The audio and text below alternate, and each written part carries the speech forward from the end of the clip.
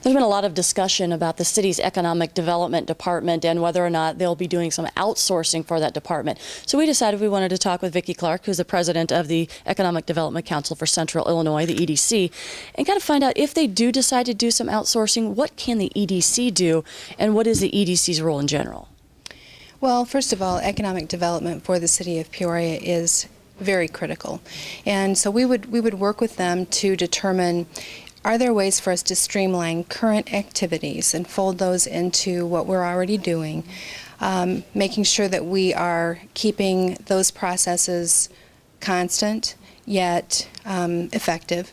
And then we would look at ways that we could ultimately increase leads to the area by recruiting, and then also increase business retention, because those are the two key things that we think are most critical for the city. And how important is it, we talk about the city's economic development, but also rolling in the whole region, because if economic development goes well in Peoria, the entire region benefits.